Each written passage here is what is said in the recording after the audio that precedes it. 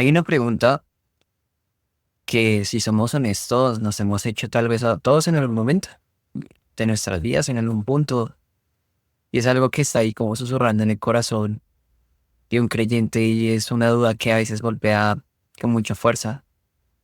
Hay momentos cuando la vida se vuelve casi que imposible de soportar y nos preguntamos si Dios me ama, ¿por qué estoy sufriendo? Pensamos que la fe te va a anular como ese dolor porque creemos que la gracia ya nos garantiza pues la comodidad, la paz, que vamos a estar bien siempre, y cuando en realidad la vida, la enfermedad, la pérdida, las traiciones nos pueden llegar a golpear en cualquier momento. Y ahí es donde pensamos que el amor de Dios es como si se evaporara, no está más. Y el conflicto es simple. Si Él es todopoderoso y si Él es amor, ¿por qué no interviene? O sea, ¿por qué, Señor? ¿Por qué permites que esto suceda? Por eso yo quiero no dar respuestas superficiales, sino quiero que vayamos a la palabra de Dios, porque en la Biblia no teme esa pregunta. Y esas preguntas la palabra no las revela en verdad, es que son inmutables sobre el amor de Dios y redefinen por completo la comprensión que tenemos sobre el sufrimiento. Y estas verdades nos sacan de la mentalidad de víctimas que nos ponen muchas veces estas situaciones y nos ponen en una posición de discípulo. Así que vamos a la palabra. Los invito a que tengan su Biblia ahí a la mano. Importante que ustedes también puedan revisar, corroborar la información, puedan ver en la palabra. El primer error que solemos cometer es que asumimos que todos los sufrimientos son un castigo directo de Dios, porque hice algo mal o porque me porté mal. Y esa es una teoría, o esto es como una teología donde estamos pensando de ojo por ojo, que dominaba en la época de Jesús. Vamos a observar cómo los discípulos cayeron en esa trampa. Y es un error que muchos cometemos hoy en día. En Juan 9, 1 al 3 dice lo siguiente. Al pasar Jesús vio a un hombre ciego de nacimiento y le preguntaron sus discípulos, diciendo, Rabí, ¿quién pecó, este o sus padres, para que haya nacido ciego? Y respondió Jesús, no es que pecó este ni sus padres, sino para que las obras de Dios se manifiesten en él. Aquí Jesús establece algo muy liberador, y es que la mayor parte del sufrimiento que tenemos en nuestra vida, en la vida de un creyente, no es un castigo penal, sino es fundamental que podamos entender que el castigo que merecían nuestros pecados fue puesto sobre Jesús en el Calvario. Y en Romanos 8:1 dice lo siguiente, ahora pues, ninguna condenación hay para los que están en Cristo Jesús. Si estás en Cristo, tu sufrimiento ya no tiene un propósito para condenarte, porque su propósito es manifestar las obras de Dios a través de ello. El dolor que experimentas es un recordatorio de que vivimos en un mundo que está caído. Sí, pero Dios lo usa como un lienzo para poder mostrar su poder, su paciencia y su gracia. El amor de Dios en el sufrimiento no es una protección total, sino también una transformación intencional. Él no te está castigando, está trabajando en ti para su gloria. El sufrimiento no te hace indigno de su amor, te convierte en un testigo de él mismo.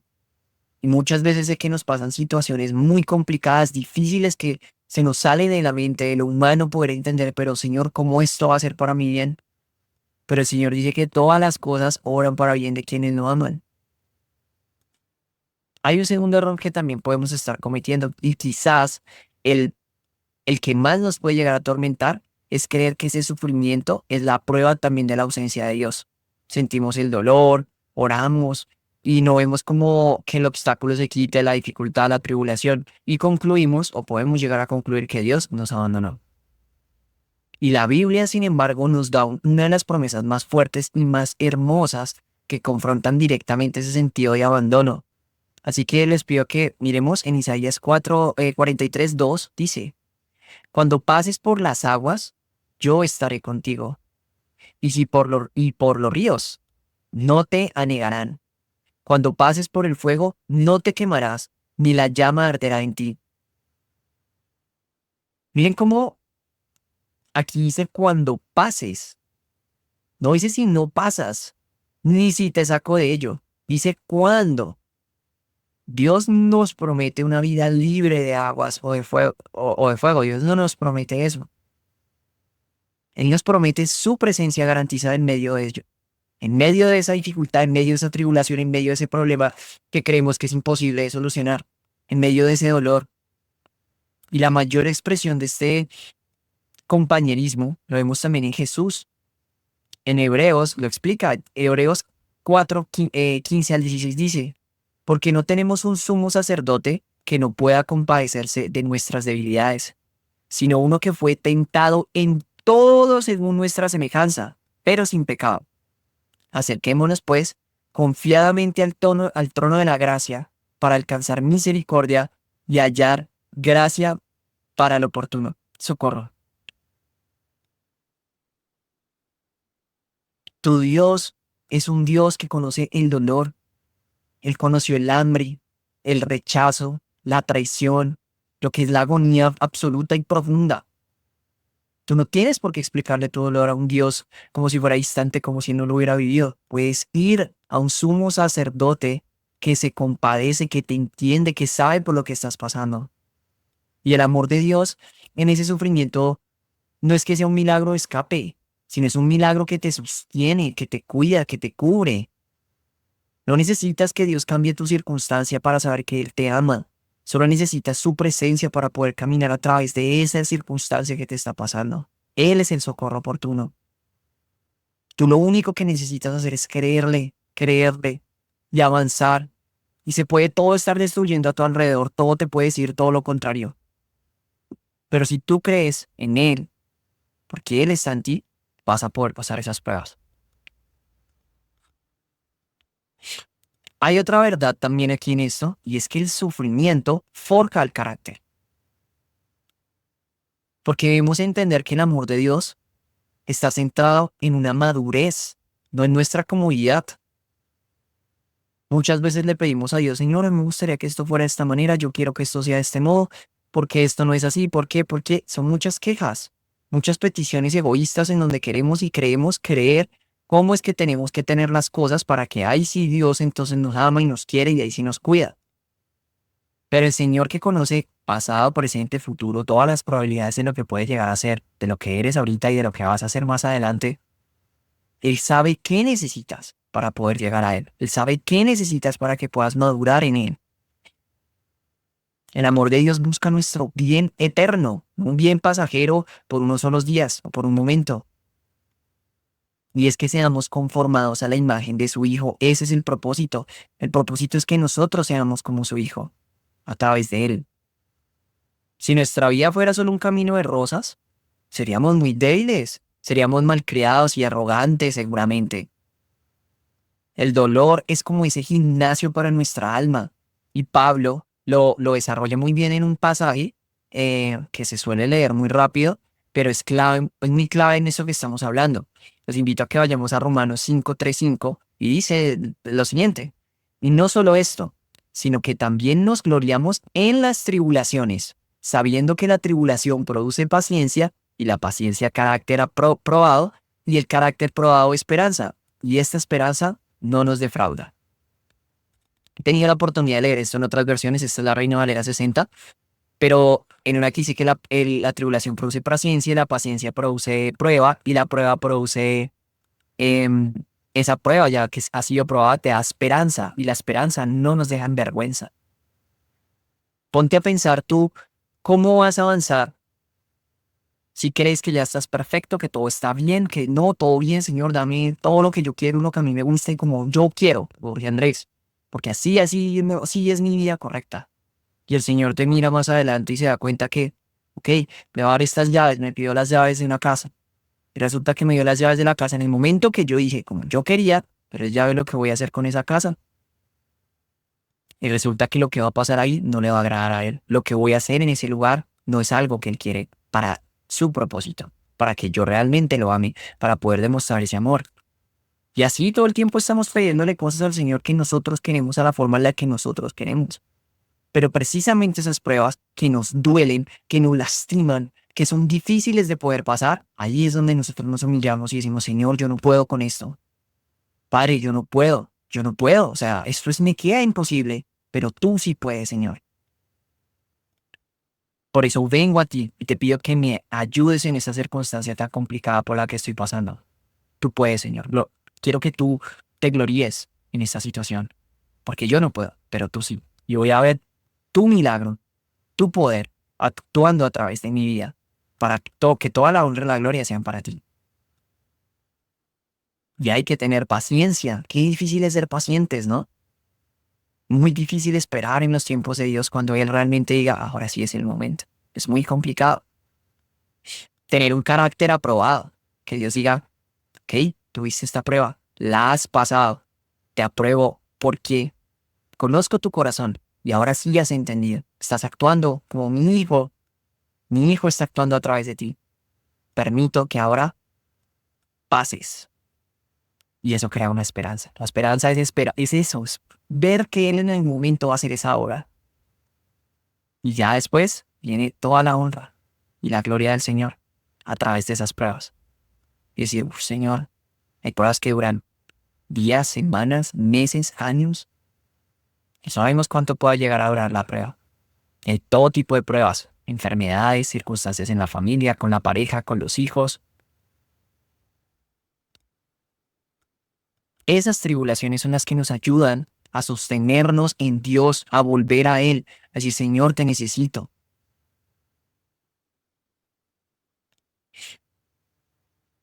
El sufrimiento es un llamado a tribulación. No es el fin del proceso, sino es el principio de algo que Dios está haciendo en tu vida. Quiero que lo entiendas y lo mires de esa manera. Y muchas personas quieren simplemente pasar y van y se escapan y salen corriendo y no afrontan la tribulación. No afrontan lo que el Señor les está diciendo.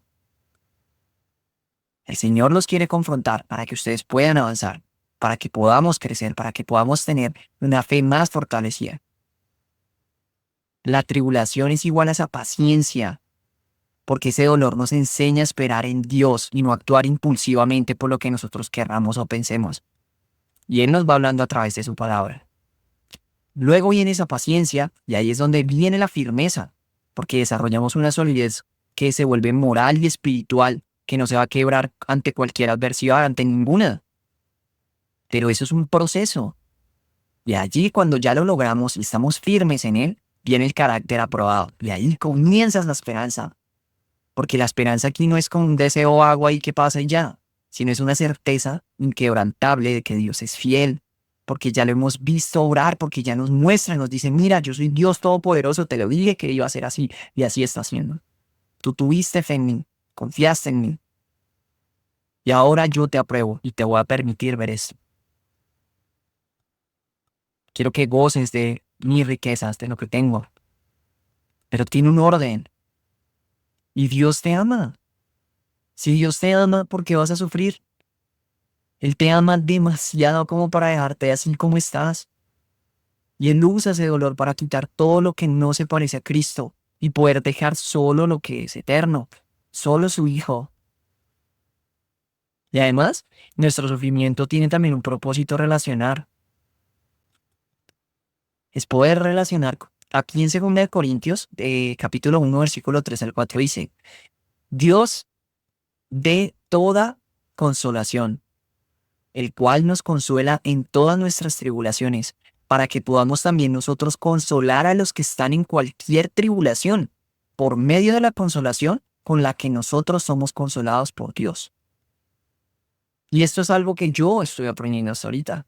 Decía, Señor, pero ¿por qué todas estas tribulaciones que me han pasado en mi vida? Dice, necesito que pases por ello, porque van a llegar personas a tu vida y tú no estás preparado para poder consolar a esas personas como yo te estoy consolando a ti. Porque quien me enseña es Dios.